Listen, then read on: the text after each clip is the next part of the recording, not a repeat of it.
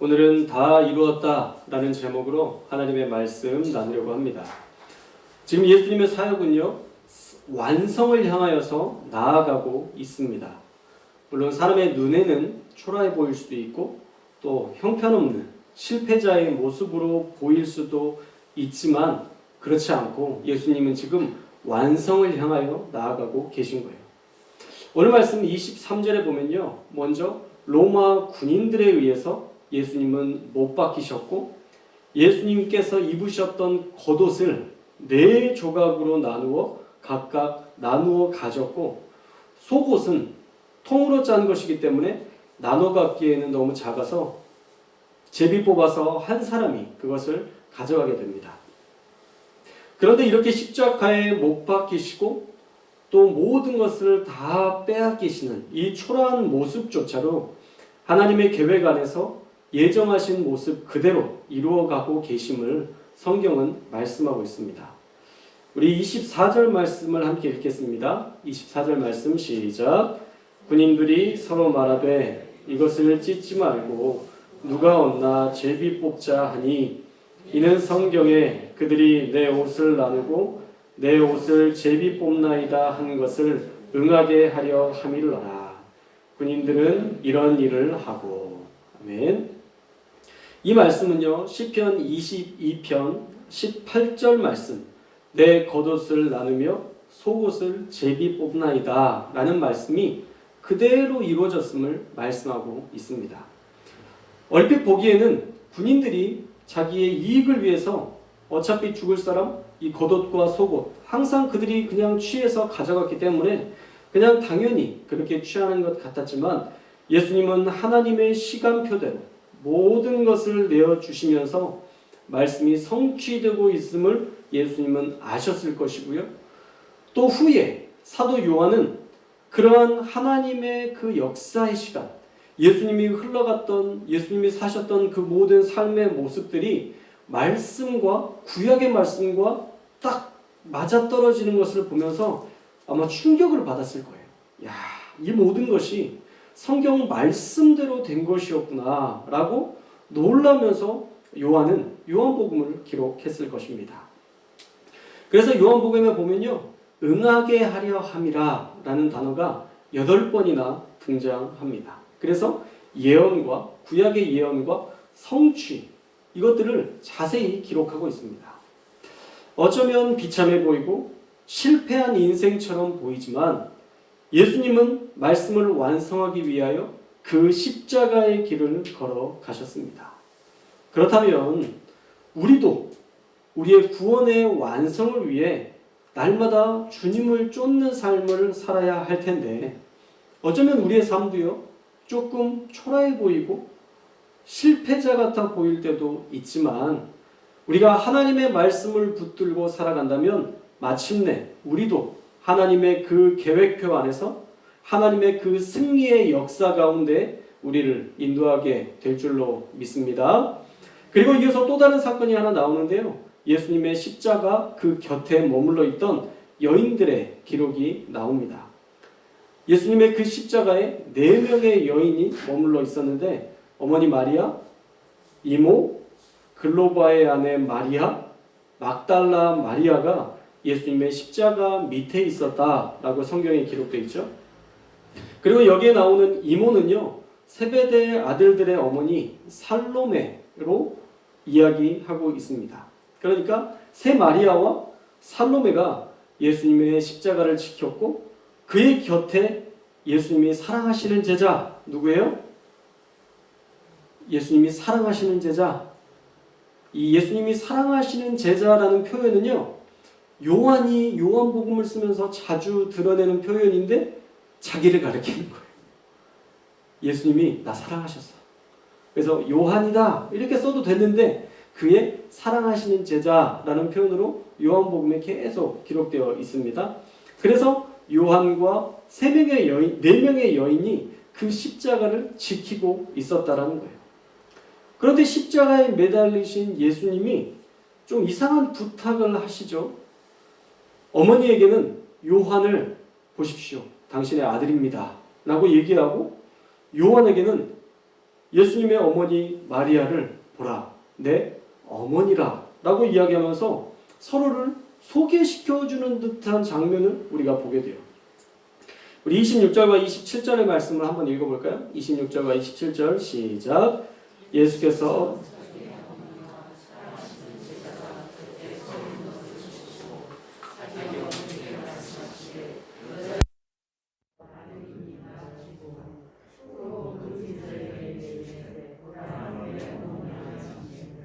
그때부터 그 제자가 자기 집에 모시니라. 아멘. 저는 사실 이 본문이요 잘 이해가 되지 않았습니다. 예수님의 형제들도 있었는데 왜 동생들에게 어머니를 모시라고 말하지 않고 제자 요한에게 맡겼을까? 주석에 따르면 예수님을 믿지 않는 형제들에게 그 어머니를 맡길 수 없었다라고 말하는데 저는 그 말도 사실은 이해가 되지 않았습니다. 아무리 예수님을 안 믿었어도 그 부모는 그 자식이 맞는 게 당연한 거지 어떻게 사도 요한에게 그 제자에게 맡기게 할 수 있을까? 신빙성도 조금 없다 생각이 됐고 논리적인 주장도 아니라는 생각이 들었어요. 아무리 그래도 예수님의 친형제가 맞다라는 생각이 들었습니다. 그래서 도대체 왜 예수님은 어머니를 사도 요한에게 맡겼을까? 그런데 우리가 말씀을 나누면서 제가 베드로가 부인했던 사건으로 말씀을 조금 돌아가 보면 조금 이해가 될 수도 있겠다라는 생각이 들었어요. 요한은 전직 대제사장 안나스와 친척 관계였죠. 그래서 그 안나스의 뜰에 베드로와 요한이 특별히 친척이니까 들어갈 수 있었다라고 말씀을 통해 우리가 배웠습니다. 기억나시죠? 고개를 끄덕끄덕 하시는 거 보니까 잘 들으신 것 같아요. 친척 관계여서 그 안나스의 뜰에 들어갈 수 있었으면 사도 요한도 인맥이 좀 있는 거예요. 그래도 웬만한 사람들보다는 그래도 그가 죽임당하지 않는 인맥, 예수님의 십자가까지 가까이 가도 사도 요한을 붙들어서 죽이지 않는 그런 그래도 그 나름의 스펙이라고 하면 스펙일 수 있고 인맥이라고 하면 인맥일 수 있는 어느 정도는 힘이 있는 사람이었다라고 생각해 볼 수 있습니다. 그래서 예수님이 특별히 어머니를 보호하기 위한 수단으로서 지금 사도 요한에게 부탁한 게 아닌가라는 생각이 들었어요. 마리아가 예수의 어머니다라고 이야기가 되고 그것이 공식화되면 마리아도 어쩌면 반역자의 어머니로 몰아갈 수도 있고 왕따를 당할 수도 있고 어쩌면 죽임당할 수도 있는 상황도 있을 수 있지만 만약 요한이 모시는 어머니다라고 그렇게 살아간다면 최소한 죽임당함을 면할 수도 있지 않을까라는 인간적인 생각을 해보게 됐습니다. 그리고 이 예수님의 십자가형에 다른 제자들은 보이지 않았지만 요한은 이 4명의 여인들과 자유롭게 출입했다라는 것을 보면 사도 요한이 가진 어느 정도의 권력이 있었다라는 생각이 들고 또 마침 대제사장과 친척관계, 전직 대제사장과 친척관계라고 하니 요한이 어머니를 맡아주면 더 안전할 것으로 여기고 요한에게 어머니를 부탁했을 거라 저는 추측해 봅니다. 그리고 실제로 예루살렘 교회의 초대 지도자는 예수님의 형제 야고보가 초대 지도자로 세워졌었죠. 그런데 그 야고보도요 대제사장에 의해서 죽임당하게 됩니다. 그 동생, 예수님의 동생 어머니를 모셔야 했던 그 야고보도 얼마 지나지 않아서 죽임당하게 돼요. 그러나 요한은 언제까지 살았죠? 요한복음이 언제 써졌다고 얘기했나요? 다 아시면서 또 얘기를 안 하시네. AD 90년. AD 90년이에요. 예수님이 33세를 사셨으니까 이제 조금 족보가 이제 그 AD BC가 조금 틀리게 나와서 2, 3년 정도는 좀 차이가 있는데 예수님께서 AD 33년에 돌아가셨다고 하면 AD 90년까지 요한이 그 오랜 시간들을 죽지 않고 살았고 그리고 사도 요한은 언제 죽었냐면 AD 100년에 돌아가셨어요. 그러니까 오래 사셨죠. 정말 오래 순교하지 않고 사셨습니다. 그래서 순교하지 않는 요한에게 어머니를 맡겨야 마리아가 제일 안전하게 사실 수 있기 때문에 다른 제자들도 많이 있었지만 물론 그 자리에 없는 것 때문에 그럴 수도 있지만 요한에게 어머니를 맡기는 것이 가장 장기적으로 오래도록 마리아에게 효를 하며 그를 보존해 줄 수 있겠다라는 생각을 했던 것 같아요. 어떻든 요한도 대단한 것은요.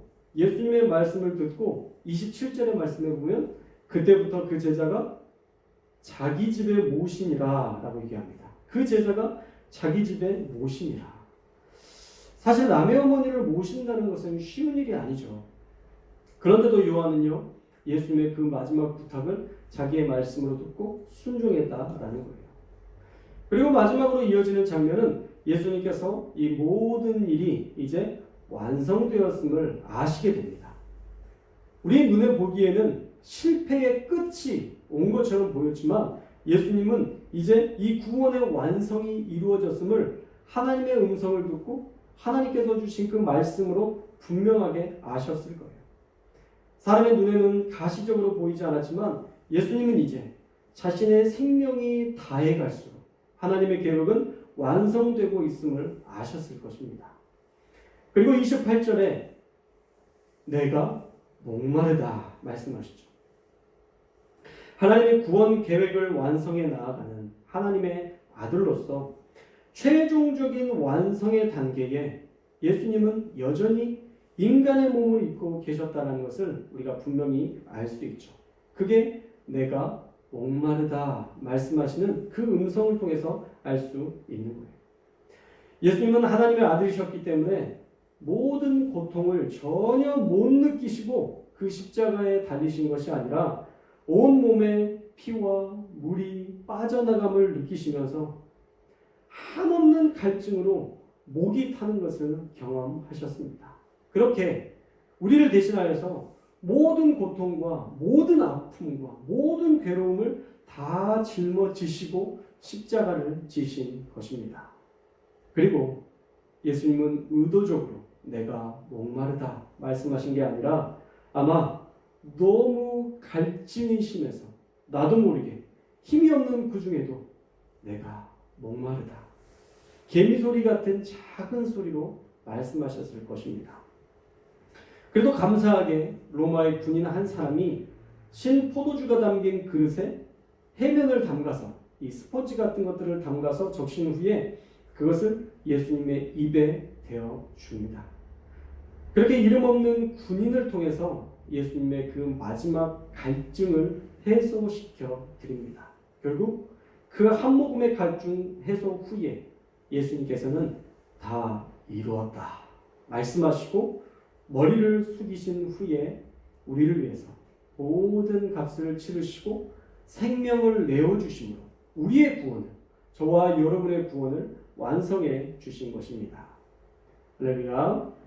자, 오늘 말씀에서 우리는 세 가지를 살펴봤습니다. 첫째, 예수님의 십자가 고난의 사건은 우리가 그 과정만 보면 실패한 것처럼 보이지만 예수님은 인류 구원이라는 그 과업을 예정하신 말씀대로 완수하셨다라는 거예요.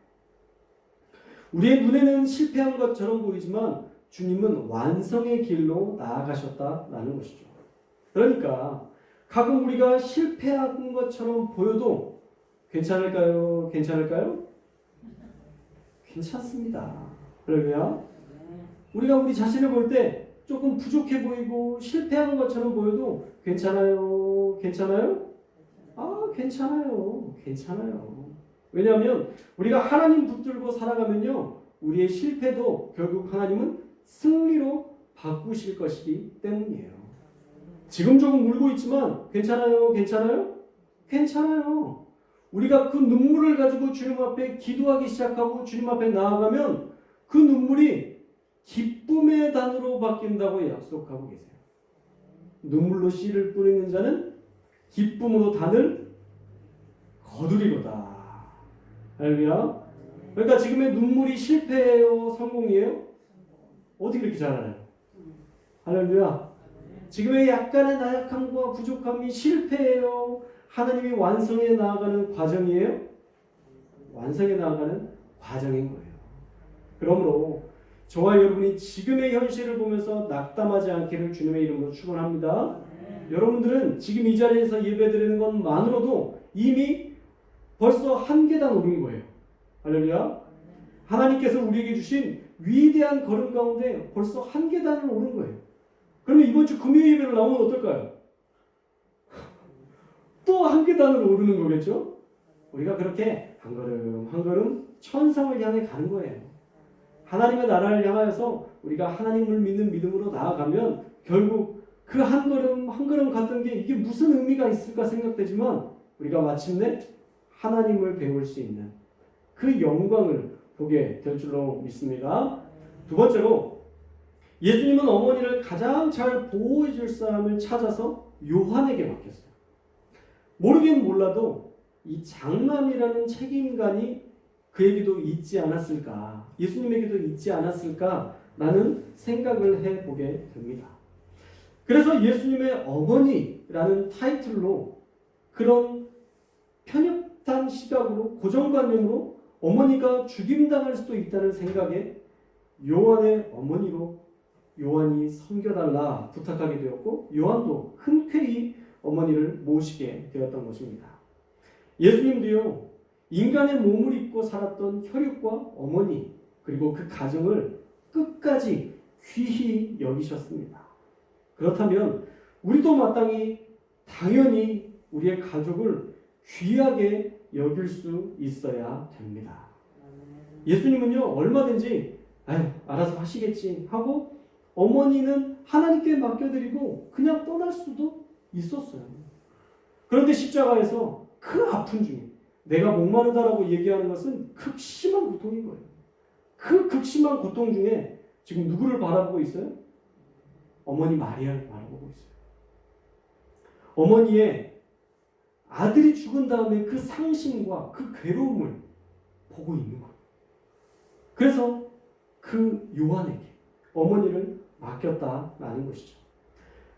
대제사장과 친척지간이었고 순교하지 않을 것도 알았기 때문에 요한에게 맡긴 것을 우리가 보면 예수님은 어머니 마리아를 진심으로 사랑했다라는 것을 알 수 있고요. 육체의 어머니로서 소중하게 귀히 여겼다라는 것을 알 수 있습니다.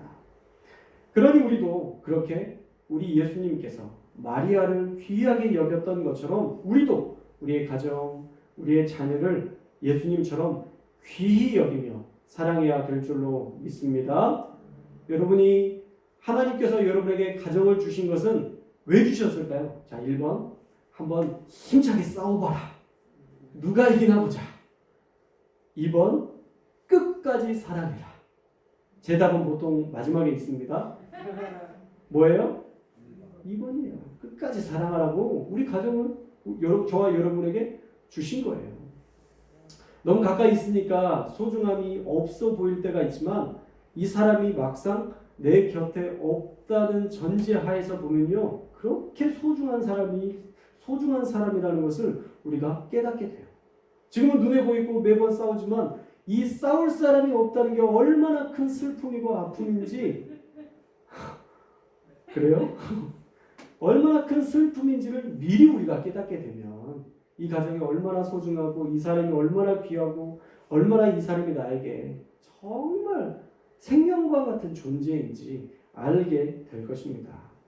그러므로 이제 5월달이 다가오는데, 가정의 달이 다가오는데 여러분들에게 있어서 우리의 가정은 어떤 의미인가를 다시 한번 생각해보고, 잘해야 사랑하죠가 아니라 여러분들이 사랑해줘서 잘하게 만드는 그런 성숙한 저와 여러분들 될 수 있기를 축복합니다. 자, 마지막으로 예수님은 모든 일을 마치시고 신 포도주 그 한 모금으로 육체의 목마름을 죽이신 후에 사명을 다하시고 돌아가셨습니다. 그게 예수님께서 누리신 마지막 만족이에요. 목마름에 대한 갈망, 그 한 모금을 누리시고 예수님은 돌아가셨습니다. 예수님의 삶에 비추어 우리의 삶을 비춰보면 그에 비해 우리는 너무 많은 것들을 누리고 있어요. 우리는 정말 많은 것들을 누리고 있어요. 1970년대 그 보릿고개 시절, 그 고통의 시절, 우리는 그 시절을 뛰어넘어서 지금은 너무너무 많은 것들을 먹고 있고 먹으면서도 덜 먹어야 되는데 생각하는 이런 풍요로운 삶을 살고 있습니다. 그런데도 우리는요, 늘 부족하다고 하나님께 호소합니다. 돈이 없다고, 삶이 궁핍하다고, 나를 사랑해주는 사람과 나를 위로해줄 사람이 없다고, 매일 우리는 없다, 없다, 없다고만 외치고 정작 감사는 외치지 않는 우리의 삶의 모습을 많이 발견하게 됩니다. 주신 것은 감사할 줄 모르면서 주시지 않은 것에 대해서는 결핍을 느끼고 투정하는 우리의 불만 해결을 위해서 예수님께서 십자가에서 값을 치르신 게 아니에요. 우리의 탄원을 위해서 예수님께서 십자가 지신 게 아니에요. 우리의 원망을 들으려고 예수님께서 십자가에서 피 흘리신 게 아니에요. 이제는 정말 나의 사랑하는 자녀들이, 나의 사랑하는 백성들이 감사하며 살고 그들이 감사했을 때 하나님께서 주시는 놀라운 은혜를 누리고 살라고 주신 것인데 그 첫 단계가 되지 않는 거죠. 감사하지 못한다는 거예요. 하나님의 그 은혜를 우리가 감사하지 못하니까 그 다음에 된 단계, 은혜를 누리지 못하고 있는 것이죠. 결국 우리는요, 예수님께 엄청난 은혜를 받았지만 그 십자가를 헛되이 여기고 있는 삶을 사는지도 모릅니다. 사랑하는 여러분, 우리 믿는 자의 축복이 뭐예요? 저와 여러분이 예수님을 믿는다는 것, 이 믿는다는 것이 우리에게 주는 축복이 무엇입니까? 가장 큰 축복은요, 우리에게 하나님이 계시다는 거예요. 어떠한 때에도 우리에게 하나님이 계시다는 것. 이게 우리에게 있어서 가장 큰 축복입니다. 하나님이 언제든 우리를 돌보시고 우리를 가장 좋은 길로 인도하신다는 그 믿음으로 사는 것. 내 뜻대로 이루어지지 않아도 하나님의 뜻이 더 위대하다는 것을 믿고 좌절하지 않는 것. 그게 진짜 믿음을 가진 자의 자족하는 삶 아니겠어요? 마지막 신포도주 한 모금으로 위로받으시고 그 십자가의 고난을 당하시면서도 그 한마디 투정도 하지 않으셨던 그 예수님을요, 우리는 기억해야 됩니다. 그리고 우리도 하나님 앞에 우리의 고백을, 우리만의 고백을 올려드렸으면 좋겠어요. 예수님께서 이제 다 이루었단다. 마지막으로 우리에게 말씀하셨으니까 우리도 하나님, 우리에게 주신 모든 것에 감사합니다. 특별히 우리에게 하나님이 계시니 너무 더욱 진심으로 감사드립니다. 우리가 그렇게 고백하며 살 수 있어야 진정으로 하나님께 영광 돌리는 진정한 그리스도인의 삶인 줄로 믿습니다. 사랑하는 여러분, 저와 여러분에게는 불평과 원망이 아닌 감사가 습관이 될 수 있기를 주님의 이름으로 축원합니다. 주시지 않은 것보다 주신 것에 감사하고, 주시지 않은 것은, 아직 주시지 않은 것은 곧 주실 것으로 믿고 감사하고, 내가 기도한 대로 안 주시며 더 좋은 것을 주심을 믿고 감사하는 그런 성숙한 그리스도인으로 살아서 믿음으로 구하는 자에게는 내가 모든 것을 주리라 약속하신 그 약속대로 저와 여러분이 다 받아서 누리고 끝나요? 이제 누렸으니까 됐나요? 감사할 수 있는 저와 여러분, 우리 성도교회 될 수 있기를 주님의 이름으로 축원합니다.